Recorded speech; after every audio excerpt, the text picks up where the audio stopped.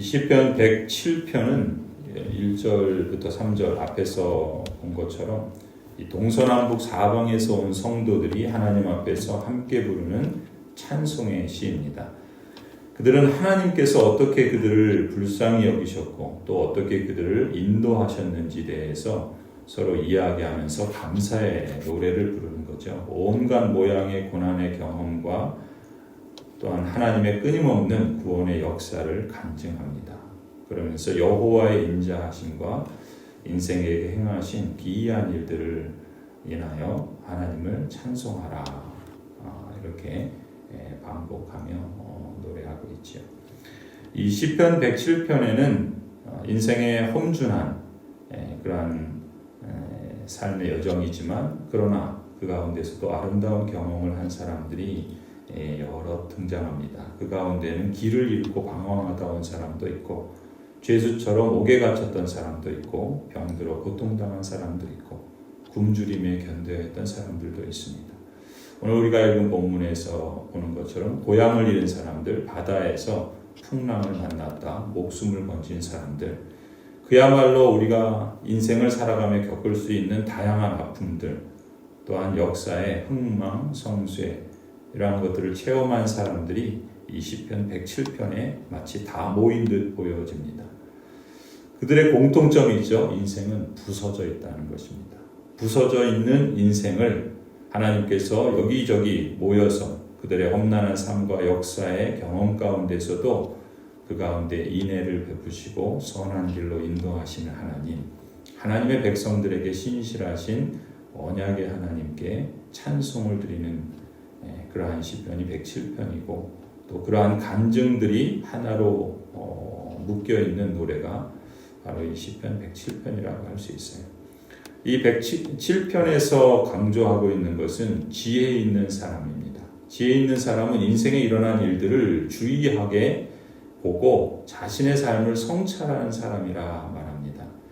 그래서 자신의 삶을 돌아보고 성찰하면서 현재의 삶에서 지난 세월을 통해서 배우고 깨달은 바들을 실천하는 그러한 사람, 무엇보다 그 삶의 여정 속에서 하나님이 어떻게 행하셨고 또 그들을 어떻게 변화시키시며 이끌어 주시는가, 여호와의 인자하심을 깨닫는 사람, 그래서 여호와께서 그의 사랑을 어떻게 보여주시는지를 깨닫고 그러한 깨달음과 그러한 성찰의 결과로 하나님을 찬송하는 그러한 노래들로 담겨 있습니다. 그래서 그 107편 1절에 보면은 그렇게 시작을 하죠.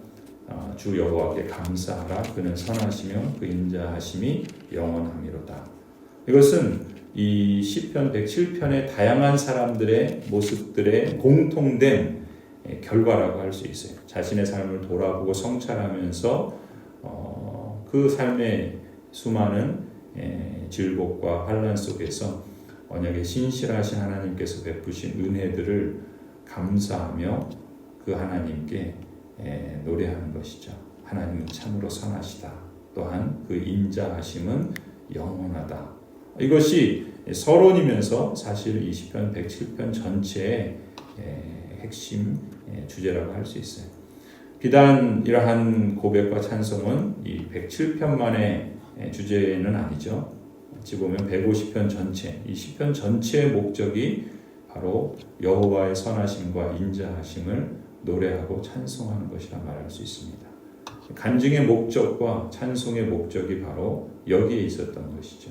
그리고 그러한 서론으로 전체 목적을 먼저 선언하고 또 표현하고 간증하며 노래하면서 그 뒷부분에 이어지는 내용들은 어떠한 점에서 여호와는 선하신지, 어떠한 점에서 여호와는 인자하신지를 그 감사에 대한 이유들을 그렇게 표현하고 있는 것이 이 시편이라고 볼 수가 있습니다. 무엇보다 오늘 본문에서도 나타나는 것처럼 그 첫 번째 감사의 제목은 여호와의 선하심입니다. 이 107편에 소개되는 다양한 사람들, 그야말로 험난한 세상을 지나오는 인생, 풍파 일어나는 그러한 파도와 풍랑이 거칠게 몰아치는 그러한 인생을 살아오고 지내온 그러한 사람들을 하나님께서 베푸시는 그러한 선, 그것을 통해서 하나님은 선하시다라는 것을 감사합니다. 이 하나님의 선하심은 근데 우리가 오해하지 말 것은 하나님의 선하시기 때문에 우리의 인생에게 그저 무사태평한 그런 시대를 열어주신다라고 의미하지 않습니다. 하나님의 선하심은 오히려 인생의 완악함과 또 죄악과 무지함과 완고함으로 인해서 벌어지는 그 수많은 풍파와 그런 여러 가지 삶의 질곡들 가운데 오히려 하나님은 마땅히 징계하시고 심판하시고 멸하시는 것이 당연하지만 그 가운데 모든 이들을 버려두지 아니하시고 오히려 그러한 인생을 건지시고 그 가운데 구원하시며 하나님의 택하신 백성들에게 은혜를 베푸시는 점에서 선하시다라고 말하는 것입니다. 사실 인생은 어떤 이유로 또 어떠한 상황에서 어려움을 당하고 또 그 어려운 상황에 처할지 모르죠. 그러나 하나님께서는 당신의 언약 백성을 아픔 가운데 내버려 두지 아니하시고 쉴 만한 곳으로 인도해 주시는 분이시다. 이것이 오늘 이 시편 107편의 하나님의 선하심에 대한 감사의 이유이죠. 두 번째로 감사하는 이유는 하나님의 인자하심입니다. 인애하심이라고도 표현하죠. 헤세드라고 표현되는 구약의 이 단어는 사실 번역하기가 쉬운 말이 아닙니다. 그래서 우리 성경도 보면 다양한 말로 그 문맥에 따라서 다른 표현들을 사용하고 있죠. 오늘 107편에서도 계속해서 인자하심, 인애하심, 이 헤세드라는 표현들이 반복되어집니다. 다양한 사람들의 삶에서 일하시고 역사하신 하나님을 한마디로 인애하시다, 헤세드의 하나님이다. 마치 그 모든 사람들의 동일한 간증의 핵심과도 같은, 기둥과도 같은 표현이 바로 이 헤세드입니다. 언약에 충실한 그러한 하나님의 하나님 되심을 표현하는 말이 이 헤세드라고 할 수 있죠. 또한 헤세드라는 말은 하나님의 충성이라고도 말할 수 있습니다. 의라고 표현되는 그러한 표현처럼 책임을 다해 주심, 또한 그 충성을 다해 주심, 그것이 하나님의 헤세드라고도 볼 수 있죠. 여호와의 충성은 부하가 군주에게 드리는 충성이 아니라 힘 있는 이가 힘 없는 사람에게 베푸는 충성이라고 말할 수 있습니다. 여호와 하나님께서 그 백성에게 베푸시는 충성이라는 점에서 위에서 아래로 향하는 그러한 충성이 바로 헤세드죠. 이건 상식과는 다르죠. 아랫사람이 윗사람에게 충성하는 것이 상식인데 여호와의 헤세드는 윗사람이 힘 있는 사람이 창조주께서 힘없는 사람에게 아랫사람에게 피조물에게 충성하시는 그러한 충성입니다. 그것은 하나님의 하나님 되심에서 비롯되는 하나님께서 약속하신 바를 반드시 이루시는 언약에 충실한 충성이라고 말할 수 있어요. 이러한 충성 되신 하나님, 이 헤세드의 하나님은 영원토록 당신의 신의를 지키시는 분이다. 이것이 이 시편의 감사의 이유입니다. 약속이라고 하는 것은 근본적으로 조건부의 성격을 갖고 있죠. 무엇을 약속한다라고 할 때는 특히 언약에 있어서 그 약속은 쌍방이 약속을 지킬 때 유효한 것입니다. 이러한 세상의 상식과 반대되게끔 여호와께서는 때로는 그럼에도 불구하고의 그러한 충성을 보여주시죠. 그런 점에서 세상의 그러한 충성과는 다를 뿐만 아니라 그것을 훨씬 뛰어넘는 그러한 속성이라고 말할 수 있어요. 또한 이 하나님의 충성, 이 헤세드, 이 신실하심은 영원하다는 점에서 세상의 약속이나 계약과는 다르죠.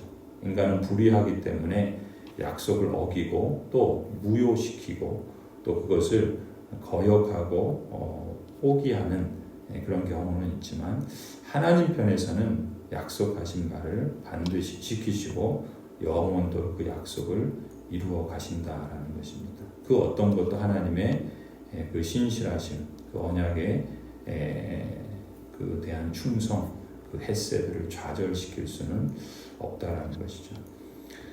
1991년에 그 10월에 캐나다의 동부의 노바스코샤라는 그 주가 있습니다. 거기는 이제 대서양을 끼고 있는 지역인데 그 해안에 3개의 폭풍이 한꺼번에 충돌하는 아주 특이한 그야말로 지난 역사 속에서 아주 드물게 일어난 그러한 일이 벌어졌습니다. 그래서 이런 특이한 일로 인해서 해상 기상학자들이 이러한 그 폭풍이 3개가 충돌한 것을 퍼펙트 스톰이라고 그랬어요. 완전한 폭풍이다 이렇게. 그래서 역사 속에 가장 험악한 기상 현상을 일으켰다라고 말하는데 오늘날까지 기상학자들은 그러한 그 역사를 이름 없는 폭풍이라고 불러서 형용할 수 없는 그야말로 무시무시한 그러한 기상 현상이었던 것을 주지합니다. 그래서 그것을 그 모티브로 그것을 그 동기로 삼아서 이 영화를 만들었는데 그게 이제 Perfect Storm이라는 그런 책으로 나오고 또 같은 제목으로 영화로 나왔는데 이 폭풍의 생명을 잃은 어부들이 많이 있었겠죠. 그런 그 어부들을 위한 마치 추모제와 같은 그런 주제가 바로 이 시편 오늘 우리가 읽은 본문이라고 말할 수 있어요. 한마디로 바다의 힘조차 인간은 제어할 수 없는 것이죠. 그 폭풍이 불어칠 때 하나도 무서운데 3개가 그냥 그야말로 완전한 무시무시한 그러한 폭풍으로 그야말로 광풍으로 들이닥칠 때 인생은 무력할 수밖에 없는 겁니다.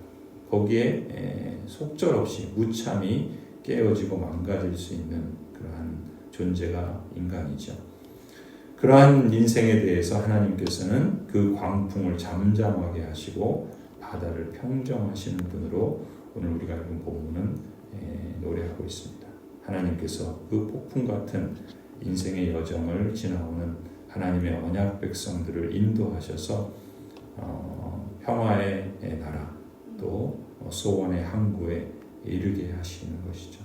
오늘 우리가 읽은 이 본문도 하나님께서는 강을 변해서 광야가 되게 하실 뿐만 아니라 광야를 바꾸어서 또한 옥토가 되게 하시는 분이다. 강은 인류가 정착하고 문명을 이루는 근간이었죠. 하나님께서는 그 강이 변하여 광야가 되기도 하시고 또 아무것도 자랄 수 없는 광야가 연못이 되고 마른 땅에 샘물을 주셔서 풍성함을 이루게도 하셔서 하나님은 굶주린 자에게 먹을 걸 주시고 또 방황하는 자에게 삶의 터전을 허락하시는 분이다. 이것이 또한 오늘 본문의 시편의 성도의 고백이고 감사하는 이유이기도 합니다. 그런 점에서 압박과 곤란과 우환으로 가득한 그러한 이 세상의 광풍과도 같은 폭풍과도 같은 또한 마른 땅과 같은 광야 같은 삶 속에서 하나님께서는 인자하셔서 선하셔서 하나님의 긍휼과 자비를 베풀어 주시는 분이시다 라는 것을 노래하고 있는 것이죠. 주님의 인자하심 또 그 하나님의 하나님 되심이 오늘 우리를 지탱하게 하고 또 이 역사를 하나님께서 심판하실 것을 우리에게 말씀하시기에 우리는 그 하나님 앞에서 살아가는 그러한 신실한 삶이 되어야 할 줄로 믿습니다. 사람에게 베푸시는 주님의 그 놀라운 구원을 감사하며 하나님께 감사로 찬송으로 예배하고 제사하며 주님께서 이루신 놀라운 일들을 즐거운 노래로 하나님을 높이는 그러한 하루의 삶 또 영원에 잇대어 살아가는 그러한 삶이 되기를 간절히 소원합니다.